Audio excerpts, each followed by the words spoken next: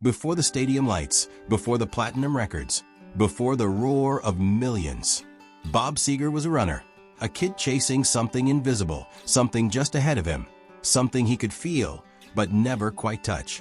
And that chase became the heartbeat of his music. This is the story of Bob Seger, the athlete, the runner, the competitor, the sailor, the man who spent his life pushing against the wind, both literally and metaphorically.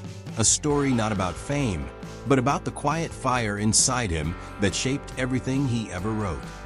Seger grew up in Ann Arbor, Michigan, a place where sports weren't just hobbies, they were identity. He wanted to be a quarterback. He wanted the ball in his hands. But life had other plans. He didn't get the quarterback spot. He got the track lanes. And something clicked. Running wasn't glamorous. It wasn't loud. It wasn't celebrated. But it was pure. Just you, your breath, and the wind trying to slow you down. Seger later said running taught him discipline, the kind that would carry him through decades of touring, writing, and performing. When you run, you learn to suffer a little, Seger once said, and you learn to keep going anyway. That mindset became the foundation of his entire career. We shift to the late 1970s. Seger is older now, successful, touring nonstop, exhausted. He starts running again, not for sport, but for clarity. He runs through neighborhoods. He runs through stress. He runs through fame. And during one of those runs, the phrase hits him, against the wind. Not a metaphor at first, literally the feeling of pushing forward while the world pushes back. But the more he ran, the more the phrase grew. It became about youth, about mistakes, about time slipping away, about the people who come and go, about the things you chase and the things you lose. Seger wrote the song slowly, piece by piece, letting the miles shape the lyrics. When it finally released in 1980, listeners felt something different. It wasn't just a song, it was a confession, a reflection, a man looking back at the roads he'd run and the ones he still had left. It became one of the most personal songs of his career. Seger never bragged about being an athlete. He never talked about being competitive.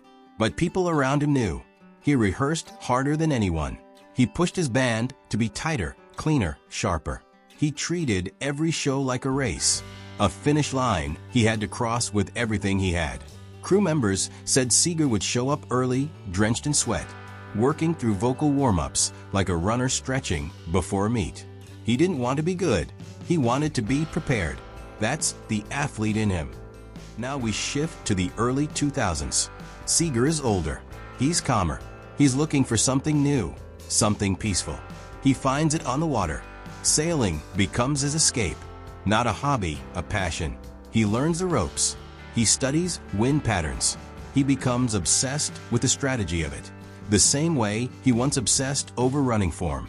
And in 2001, Bob Seger enters a sailboat race. Seger skippered his 52-foot Santa Cruz sailboat, Lightning, to victory in the Port Huron to Mackinac Island sailboat race. The race. The Port Huron to Mackinac boat race is one of the longest freshwater sailing competitions in the world, covering about 290 miles from Port Huron, Michigan, to Mackinac Island in Lake Huron. It is staged by the Detroit Bayview Yacht Club and attracts thousands of sailors each year. Seger's 2001 victory. On July 15, 2001, Seger's Lightning won the 78th annual race.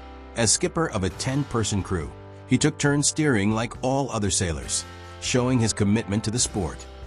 The win was celebrated by the crew, with Seger crediting their teamwork as the key to success.